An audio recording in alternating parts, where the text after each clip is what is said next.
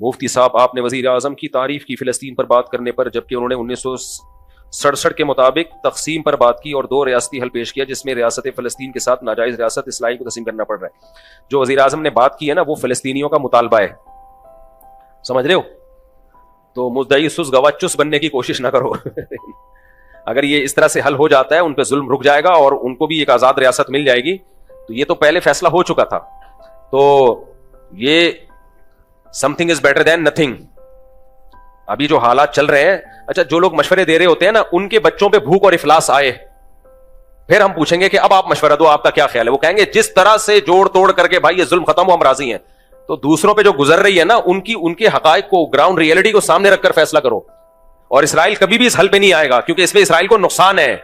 تو اسرائیل یہ اس حل جو ہے نا جو 1967 سے پہلے کا جو اسرائیل تھا وہاں تک چلا جائے، اسرائیل اس کو نہیں مان رہا ہے۔ تو آپ وہ باتیں کر رہے ہو جو یعنی جو عملی طور پر ممکن ہی نہیں ہے، تو اس لیے وہ بات کرو جو فلسطینیوں کے حق میں ہو۔ دیکھو میں آپ کو ایک بات بتاؤں، ابھی اس پاکستان میں سیاسی اکھاڑ پچھاڑ چل رہی ہے۔ جیسے جب عمران خان کوئی اچھا کام کرتا تھا مخالفین نے کیڑے ہی نکالنے تھے کہ نہیں نکالنے تھے؟ ہر اچھے کام کو گھما پھرا کے غلط قرار دینا تھا۔ ہم نے ہمت کی، ہم نے عمران خان کے اچھے کام کی تعریف کی۔ تو اب یہ کام موجودہ حکومت کے ساتھ ہو رہا ہے، موجودہ حکومت سے ہمارے بھی درجنوں اختلافات ہیں، لیکن اگر کوئی اچھا کام کرے تو ہمارے پی ٹی آئی کے جو دوست ہیں وہ بیٹھے ہوئے ہیں توپے لے کے۔ میں کہتا ہوں یہی تقریر عمران خان کرتا تو واہ واہ ہو جاتی، بلے بلے دیکھو کیا زبردست جاندار تقریر کر کے آیا ہے۔ تو مجھے یہ ایسا لگ رہا ہے کہ یہ ذاتی بغض اور ذاتی انا کا کچھ مسئلہ زیادہ بنا ہوا ہے۔ تو پھر بھائی ہم لوگ نیوٹرل ہی رہیں تو اچھا ہے۔ میں تو یہ بات کر رہا تھا بھائی ہماری پالیسی ہے کہ کوئی بھی اچھا کام کرے گا ہم اس کی اپریشیٹ کریں گے۔ تو جب عمران خان نے کیا تھا ہم نے سلوٹ کیا، شہباز شریف نے کیا تو ہم اس کو بھی سلوٹ کر رہے ہیں، تو اس نے اچھی بات کی۔ اب اس پہ کچھ لوگ اعتراضات کر رہے ہیں یہ تو اسرائیل کو تسلیم نہیں کر رہے۔ فلسطین کی باقاعدہ ایک پاورفل ریاست جس میں بیت المقدس کس کے ہاتھ میں ہوگا؟ فلسطین کے، تبھی اسرائیل اس سجیشن پہ قطعاً راضی نہیں ہے۔ وہ جو حل پیش کر رہا ہے اس حل میں تو یہ ہے کہ بالکل فلسطینیوں کو نہتا کر دیا جائے، تو اس کے مقابلے میں یہ جو بات کی ہے یہ بہت جاندار بات ہے، اس پہ قوم کو اپریشیٹ کرنا چاہیے۔ تو اپنے ذاتی اختلافات کو ایک طرف کر کے، سمجھتے ہو کہ نہیں سمجھتے؟ بعض لوگ تو یہاں تک بات کر رہے ہیں کہ یہ اسرائیل کو تسلیم کرنے جا رہے ہیں، اسرائیل کو تسلیم کرنے جا رہے ہیں۔ ایسا نہیں ہے، پاکستان اسرائیل کو تسلیم کرنے نہیں جا رہا، نہ فوج اسرائیل کو تسلیم کرنے کا کوئی اشارہ دیتی ہے، اور دور دور تک کوئی ارادہ نہیں ہے فوج کا اسرائیل کو تسلیم کرنے۔ بھائی اسرائیل پاکستان کا اتنا بڑا دشمن ہے ہی اسی لیے، بھارت سے اس نے پاکستان پہ اٹیک کروایا اس لیے کہ اس کو پتا ہے کہ کباب میں جو اس وقت سب سے بڑی ہڈی ہے وہ کون سی ہے؟ وہ پاکستان ہے۔ اور پاکستان کے سیاستدان نہیں ہے، فوج ہے۔ اگر سیاستدان ہوتے، فوج نہ ہوتی تو کچھ نہیں کرنا تھا اس نے، کیونکہ پاور سیاستدانوں کے ہاتھ میں نہیں ہوتی، پاور تو فوج کے ہاتھ میں ہوتی ہے۔ عراق میں فوجی حکومت تھی، اس نے گرائی نا، اب سیاسی حکومت تو بنا دی اس نے، اب عراق کی ساری پالیسیاں اسرائیل کے حق میں بنا رہے ہیں، بناتا رہے۔ صدام حسین کباب میں ہڈی بنا ہوا تھا ان کے، صحیح ہے نا؟ تو اس لیے اسرائیل کے لیے جو اس وقت کباب میں ہڈی ہے وہ پاکستان آرمی ہے، کیونکہ آرمی کا اسرائیلیوں کی بھی ایجنسیاں ہوتی ہیں۔ اگر آرمی کا تھوڑا سا بھی رجحان ہوتا نا اسرائیلی ایجنسیوں کو پتا ہوتا کہ تسلیم کرنے جا رہے ہیں، پھر انڈیا سے یہ کچھ اٹیک وٹیک نہیں کرواتے وہ۔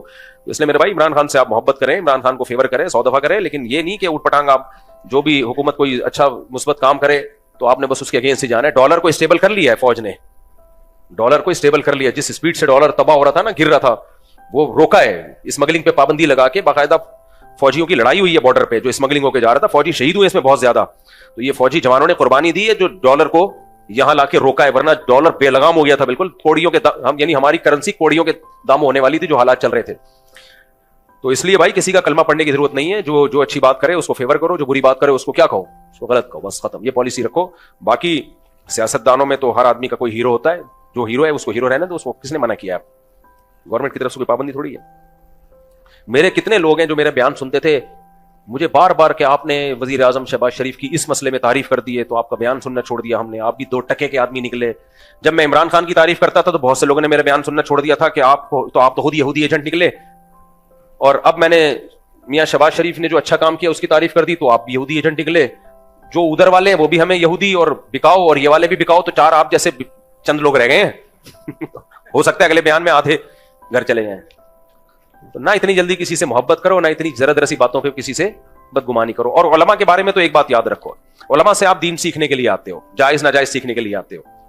تو میڈیکل سائنس کی وہ کوئی بات کریں، آپ بول دو مفتی صاحب غلط کہہ رہے ہیں، میں اگر بولتا ہوں میڈیکل سائنس یہ کہتی ہے کہ یہ کھانے سے طاقت آتی ہے, آپ بولو مفتی صاحب ہیں, مفتی صاحب نے اس دن جو مسئلہ بتایا تھا نا اوپر والا پورشن بھائی بنائے تو یہ شران کیا ہے, یہ ٹھیک ہے, باقی مفتی صاحب نے جو بتایا کہ گوشت کھانے سے مسل بنتے ہیں, جم جانے سے یہ ہوتا ہے, یہ ڈاکٹروں کی فیلڈ ہے, مفتی صاحب سے اس میں غلطی ہوئی ہے, بول دو, کوئی ایسا مسئلہ نہیں. یہ نہیں بولو کہ مفتی صاحب کذاب, دجال, پھینکو, بکاؤ. مفتی صاحب نے جم والوں سے پیسے لیے ہوئے ہیں تاکہ جم کے فضائل سنائیں.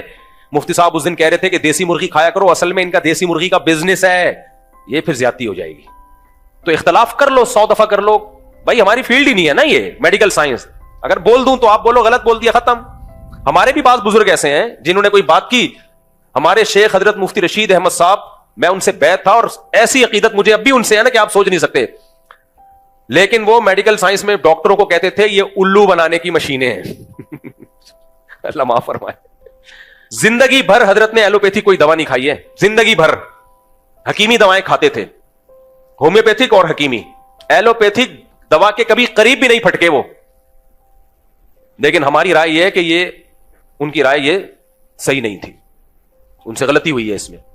ایلوپیتھک اتنا برا نہیں ہے جتنا ہم اس کو سمجھتے ہیں, بلکہ حکیموں میں فراڈ زیادہ ہے. اور حضرت کی ڈیتھ بھی شوگر سے ہوئی ہے, چیک اپ نہیں کرایا حضرت نے فرمایا ڈاکٹر کے پاس جانا ہی نہیں ہے, میں گھر میں مروں گا, ہسپتال میں نہیں مروں گا. اور شوگر ہوئی, حضرت مانتے ہی نہیں تھے مجھے شوگر ہے, کیونکہ حکیم آ کے مٹھائیاں کھلا رہے تھے حضرت کو شوگر میں. ہمیں اچھی, میں نے مجھے حکیم کا نام بھی پتا ہے, برفیاں کھلا رہے تھے حضرت, مٹھائی نہیں کھاتے تھے. انہوں نے کہا میں علاج بالمثل کروں گا. علاج بالمثل کا مطلب شوگر ہے تو شوگر سے علاج کروں گا. حضرت مٹھائی نہیں کھا رہے, حضرت کو جلیبیاں کھلا رہے وہ حکیم. تو بھائی بزرگ اپنی جگہ تھے, لیکن ہمارا خیال تھا کہ حضرت کو نہیں تھا, وہ تھے, حضرت کو میڈیکل سائنس پڑھی تھی, حضرت نے ڈاکٹری کتابیں بھی پڑھی تھی, ہومیوپیتھی بھی پڑھی تھی, لیکن کتابیں پڑھنا اور چیز ہوتی ہے, باقاعدہ ڈاکٹر بننا الگ بات. لیکن میں بدگمان نہیں ہوا شیخ و مرشد سے, اب یہ تو جھوٹ بول رہے ہیں معاذ اللہ. نہیں بھائی, وہ انسان ہے یار. جب ہمارے سامنے صحیح مسلم کی ایک حدیث آ گئی کہ پیغمبر صلی اللہ علیہ وسلم نے صحابہ سے کہا کہ نر کھجوروں کو مادہ کھجوروں کے نر کھجوروں کا بھور نہ ملاؤ. صحابہ نے نہیں ملایا, پیداوار کم ہو گئی, کھجوروں کی پیداوار کیا ہو گئی, کم. تو صحابہ نے کہا یا رسول اللہ, ہم نے آپ کے مشورے پر عمل کیا, کھجوروں کے بھور, جو نر کھجوروں کا بھور ہم ڈالتے تھے وہ نہیں ڈالا تو پیداوار کم ہوئی. تو آپ نے فرمایا میں تمہاری طرح کا انسان ہوں, میں جب دنیا کے بارے میں تمہیں کوئی حکم دوں تو تم دنیا مجھ سے زیادہ جانتے ہو, جب دین کا حکم دوں تو اس کو فالو کرنا ہے. تو جب پیغمبر صلی اللہ علیہ وسلم نے یہ بتا دیا کہ بھائی دنیا کی چیزوں کو بتانے میں بشر ہوں تو مجھ سے خطا ہو سکتی ہے, تو مفتی اور عالم کون ہوتا ہے جس سے خطا نہیں ہو سکتی؟ اس لیے میں جو آپ لوگ کو ٹوٹکے طب بھی بتا رہا ہوتا ہوں, لیمن ڈالو اور اس میں, اس دن آیا نا میں نے کہ اس میں شہد ملاؤ اور اس میں لیمو نچوڑو اور لیمو کو پانی کے اندر آدھا گھنٹہ ڈال کے رکھو, اور اپنے خرچے پہ, گرمی ہے تو ٹھنڈا ٹھنڈا, سردیاں ہیں تو نارمل پی جاؤ, تو ایسا خاندانی صحت ہو جائے گی. تو یہ ٹوٹکا ہے, ہو سکتا ہے کوئی پی کے انتقال کر جائے. سمجھ رہے ہو, یا اس کو ایسیڈیٹی ہو, تیزاب ہو, پتہ چلا وہ السر اس کا کینسر میں تبدیل ہو گیا, کیونکہ لیمن تو السر میں نقصان دیتا ہے. تو ایسے موقع پہ یہ نہیں بولو مفتی صاحب قاتل ہے, جھوٹا ہے, اس کے کسی درس قرآن کی کوئی حیثیت نہیں ہے.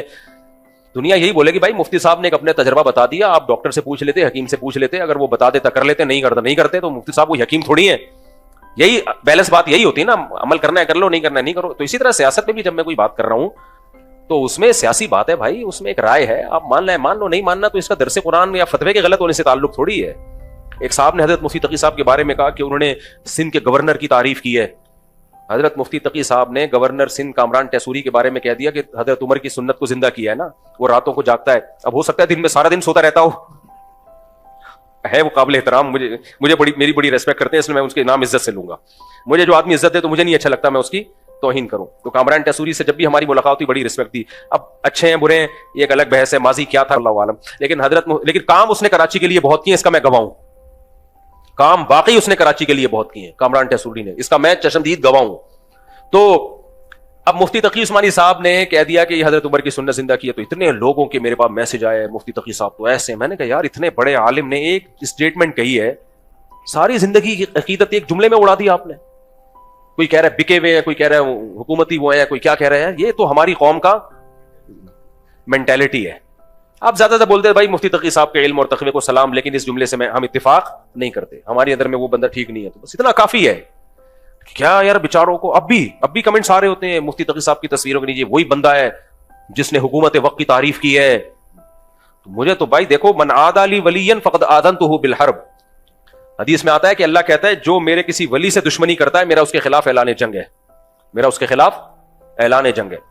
تو اس لیے یہ جو الفاظ زبان سے نکل رہے ہیں نا اللہ والوں کے خلاف، علماء صلح کے خلاف، یہ آپ کی نظر میں بہت ہلکے ہوتے ہیں، اللہ کی نظر میں ہلکے نہیں ہوتے، بہت بھاری ہوتے ہیں.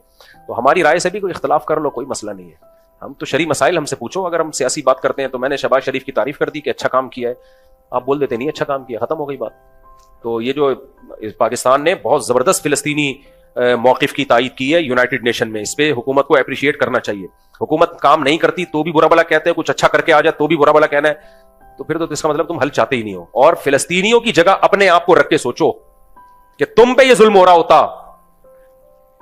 اگر شہباز شریف کا یہ بیان غلط ہوتا نا تو فلسطینی کہہ دیتے کہ غلط ہے، ہم اس پہ راضی نہیں ہے. ان کی طرف سے کوئی بیان نہیں آ رہا اور ہم سارے نیک شریف شرفا بن کے فلسطین، ہم تو پورا جو ہے نا یہ تقسیم ہمیں قبول نہیں ہے، تو فلسطینی بولیں یہ قبول نہیں ہے تو پھر ہوگی بات. مدعی سست گواہ چس بننے کی کوشش مت کرو. یہ بالکل ایسے ہی ہے، ایران سے ہمارے 100 اختلافات ہیں لیکن ایران نے فلسطینیوں کی مدد کی ہے. اب ہمارے یہاں بہت سے لوگ ایران دشمنی میں کہتے ہیں نہیں یہ نورا کشتی ہے، ایران فلسطینیوں کی مدد نہیں کر رہا، یہ نورا کشتی ہے. ہمارے بہت سے لوگ یہ بات، میں کہتا تھا یہ بات فلسطینیوں کی زبان سے نکلوا دو. فلسطینی کہے کہ یہ ایران 2 نمبری کر رہا ہے، فلسطینی کہے کہ ایران میں جو ہمارے لیڈر کو شہید کیا گیا ہے ایران نے مروایا ہے، وہ تو نہیں کہہ رہے اور آپ کہہ رہے ہو. اس کا مطلب ایران سے جو آپ کی ذاتی دشمنی ہے اس کو آپ کسی اور طریقے سے نکال رہے ہو.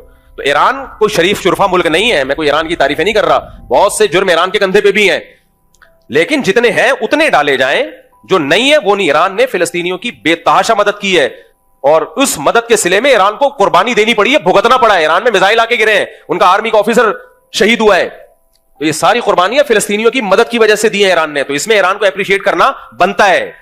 تو فلسطینی کہہ رہے ہیں کہ ہماری مدد کر رہا ہے اور وہ کہہ رہے ہیں کہ ہم بہت کچھ کر رہا ہے بھی، ہر بات منہ یعنی ایسے بتانے کی نہیں ہوتی، تو اس کی سزا بھی ملی ہے ایران کو، واٹ لگا دی ہے ایران کی.